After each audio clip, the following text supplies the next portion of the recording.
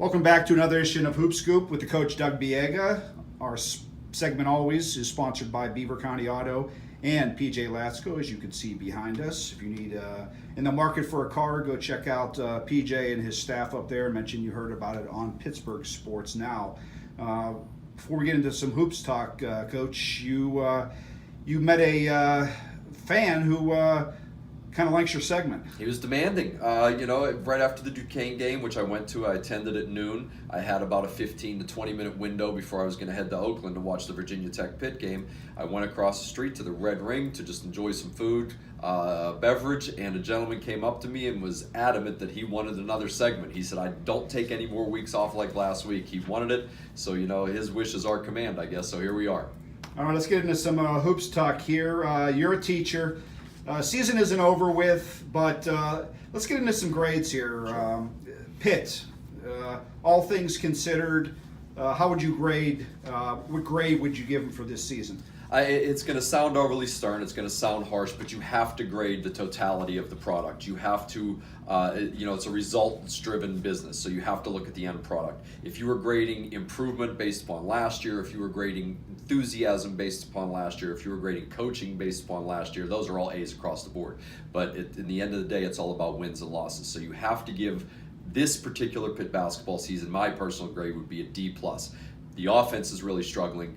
The defense is outstanding. There hasn't been enough consistency out of literally anyone that I have noticed except Xavier Johnson. I think he has fought hard every single game. He's the one guy that has jumped out to me. He may not put up monster numbers every game, but he has not taken one step backward. I have seen some regression from some other players on the team, but I have not seen that from him. Coach Capel, ridiculously good. A+ for Coach Capel. Enthusiasm back to the program, and I'm always a guy that credits when you play good defense, you're well coached. So if their defense is as good as it is, that's all a result of Coach Capel, which is why you score him so highly with an A. What about Duquesne and Keith Damrod? I mean, how do you not give them an A, right? I give them an A, A- in that range. The only reason you would give them an A- is because, well, it kind of devalues an A if you give them an A right now. And I think they have A potential in the future. You're talking about a program that has a lot of 4-year guys at their team right now on their roster. They're not going to lose guys after a year or two to the NBA, to Europe. So this group is going to grow together, including Coach Dambrot with them. They are going to be a scary group. Offensively, they're off the charts good right now. They shot the ball so well on Saturday. The coaching, as has been with him throughout his entire career, the coaching is outstanding. You have to find a way to win all of those close games to get the A+, and again to contend for the Atlantic 10 championship, which they are capable of doing at this point. Let's get back to Pitt here. Sure. 5 or 6 games left. At this point of the season, Pitt's not going to make the postseason. As a coach, what are you looking for if you're Jeff Capel? What are you looking for from your team? Is there anything aside from just individual improvement from the freshmen? Well, there is a postseason. There is the ACC tournament. So you have one last chance. You never want to give up hope entirely. If they could run the table on that ACC tournament, they could get into the big dance. And that's what you're telling your kids out loud. Now, when you're sitting at home watching film or you're talking to your close friends, you are trying right now. You know you don't have enough bullets in your gun to compete in this conference. It's been quite obvious. That's the way it's played out lately. That's why the streak is what it is.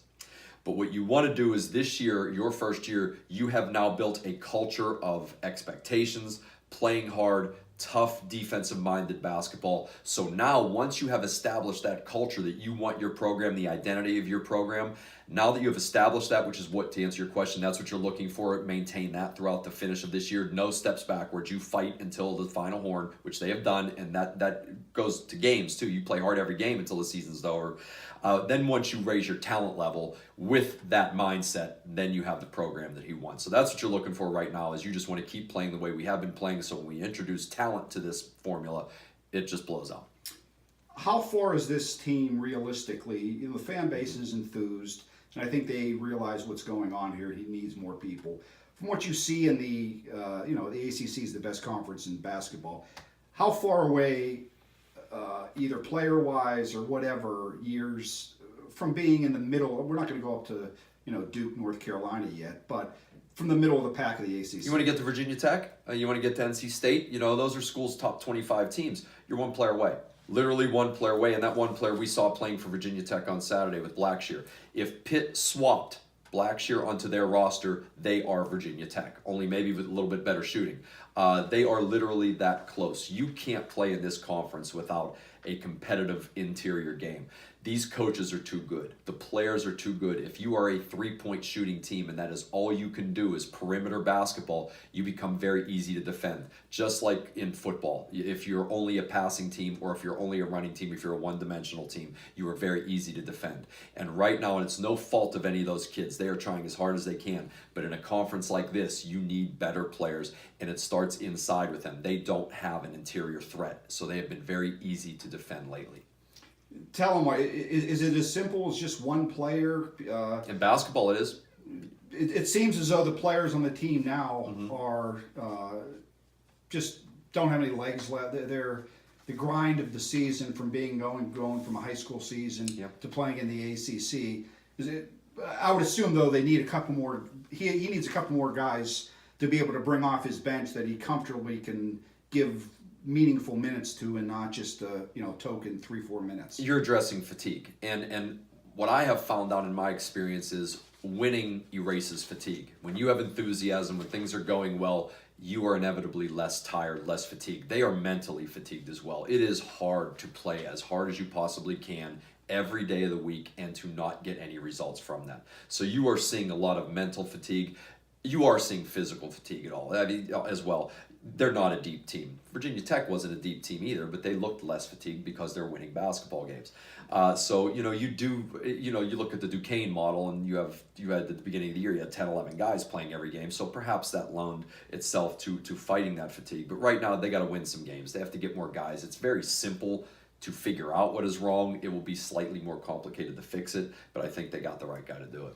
All right, let's move over to Duquesne here. After Saturday, they have a 7-day. They're in the middle of a 7-day break right now.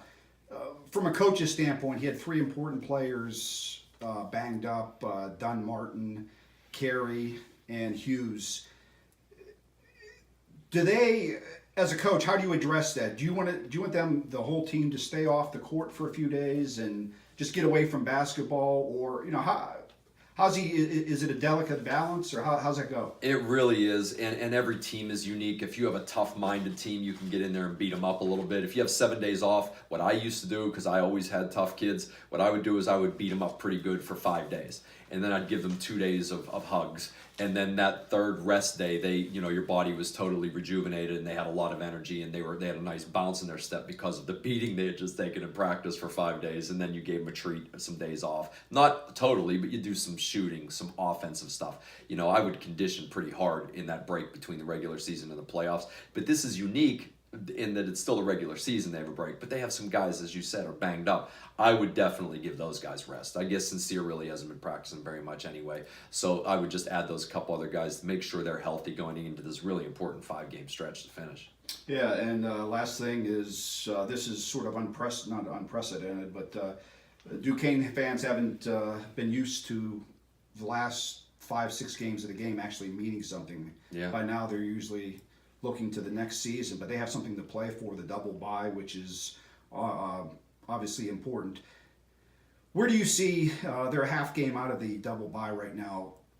We don't know what the other teams are going to do, but is there a record you think they need to do to obtain in order to safely get that double bye? I mean, the obvious answer is 5-0, and you got it. 4-1, I think you're pretty safe. I think 3-2, you're kind of on the outside hoping for some things to happen.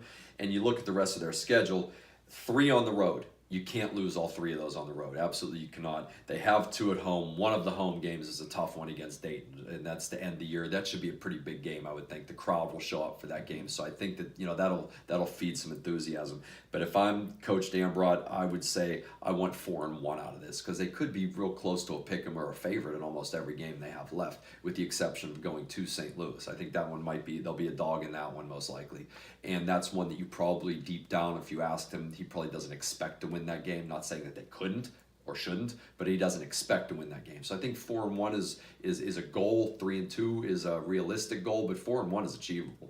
All right, Doug, we appreciate the time, and we're going to get you back here before the week so that you have to. So that our fans we're in are demand. Happy. All right, Doug, take it easy. We'll see you at the nearest basketball gym. Enjoy. Hoop Scoop with Doug Biega, sponsored by Beaver County Auto.